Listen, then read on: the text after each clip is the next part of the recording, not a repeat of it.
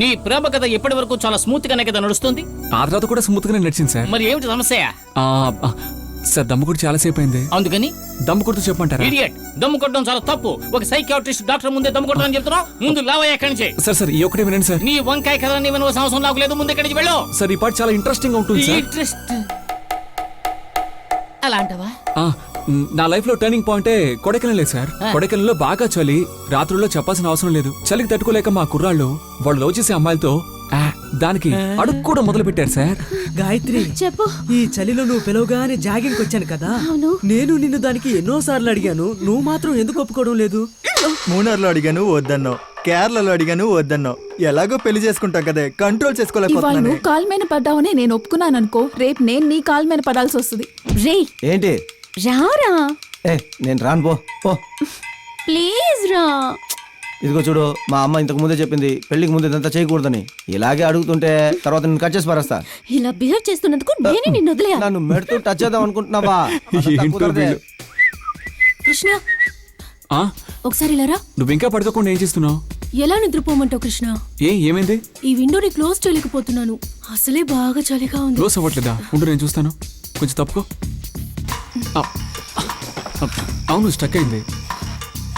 ఓ ఎందుకు టెన్షన్ అవుతున్నావు? Torch on చేయి. ఉండి సెల్ ఫోన్ టార్చ్ ఆన్ చేస్తాను.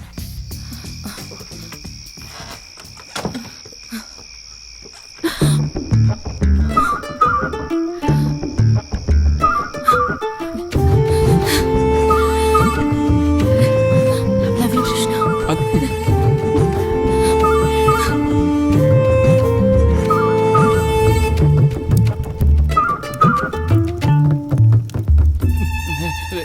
ఎలాగయ్యా? ఎలా? ఏమయ్యా, ప్రపోజ్ చేసిన వాళ్ళే భిక్షం అడుక్కుంటూ ఉన్నారు అక్కడ. నువ్వు ఏమీ చెయ్యకుండానే ఇంత పెద్ద కథ నడిపించేసి ఏమి ఎరగని చిన్నపిల్లల ఇక్కడ కూర్చున్నావే, ఎలారా? అదే సార్ నాకు అర్థం కాలేదు. నాకన్నీ త్వరగా జరిగిపోతున్నాయి. ప్రపోజ్ చేయగానే జరిగిందా? ఆ జరిగిన తర్వాత వదిలేసి వెళ్ళిపోయింది సార్. వదిలేసి వెళ్ళిపోయిందా? ఏరా, కొట్టు బ్రహ్మాండంగా తెరిచావు, వ్యాపారం కూడా అమోఘంగా జరిగింది. వ్యాపారం అమాంతం డల్ అయిపోయిందంటే సరుకు నాణ్యత లేదు. నువ్వు సెకండ్ డాక్టర్ లేకపోతే సెక్స్ డాక్టర్వా? ఇలా అసహ్యంగా మాట్లాడుతున్నావు ఏంటి? నేను అసహ్యంగా మాట్లాడుతున్నానా? మరి ఏరా, ప్రేమ కథ చెబుతావని నమ్మి నా చెవులు అప్పగిస్తే ప్రేమ రసాన్ని గంగాళాలతో తీసుకొచ్చి నా చెవులో పోసి నేను అసహ్యంగా మాట్లాడుతున్నానంటావా? సరే, నేను ఇప్పుడు డీసెంట్ గానే అడుగుతాను. ఆ పిల్ల నిన్ను వదిలి ఎక్సిట్ అవడానికి కారణం ఏమిటి? ఇదిగోండి, ఇదే కారణం. జోడి అద్భుతంగా ఉందయ్యా. ఏమయ్యా, తనే నేను లవ్ చేసిన అమ్మాయి. పిచ్చెక్కిందా? నీతో కమిట్ అయిన పిల్ల వాడితో అంత ఇన్వాల్వ్ అయి నిలబడింది. అదే సార్, నాకు తెలియలేదు. వాళ్ళు ఎప్పుడు కౌగులించుకుంటారో ఎప్పుడు వదిలించుకుంటారో నాకేమీ తెలియడం లేదు సార్. సరే సరే, అడవకు బిడ్డ.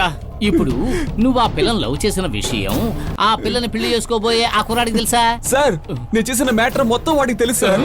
అన్నీ తెలిసి ఎలా ఒప్పుకున్నాడు? అదే సార్ వాడి క్యారెక్టర్. ఒక సైకిల్ కొన్నాడు, అది సెకండ్ హ్యాండ్. ఒక బైక్ కొన్నాడు, అది సెకండ్ హ్యాండ్. తర్వాత ల్యాప్టాప్ కొన్నాడు, అది సెకండ్ హ్యాండ్. అంతెందుకు, ఇప్పుడు ఒక డొక్కు కారు, దాన్ని సెకండ్ హ్యాండ్ లో కొన్నాడు సార్.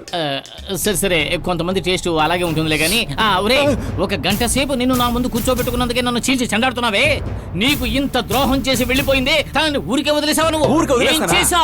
ఏ దివ్య, బయటికి రావే. నిన్నటిదాకా నన్ను లవ్ చేసి ఇప్పుడు రూపేష్ని పెళ్లి చేసుకుని వెళ్ళిపోతావా?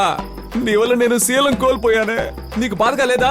ఏయ్, ఇప్పుడు నువ్వు లోపలికి వస్తావా లేక నన్ను బయటికి రమ్మంటావా?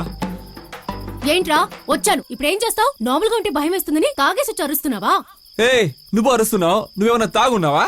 కృష్ణ ఏంటి బాబు? అంటే గుడ్ ఈవినింగ్ అంటే. తను చెప్పింది కదా సెట్ అవ్వదని. తనని ఇబ్బంది పెట్టకపోవడమే కదా నీకు మంచిది. కరెక్ట్ అంటే మీరెప్పుడు కరెక్ట్ గానే చెప్తారు. థ్యాంక్స్ బాబు. అదే నేను చెప్తున్నాను, మర్యాదకి డీసెంట్ గా తప్పుకోండి, లేదా నిన్ను బండ బూతులు తిట్టాను. పోవే.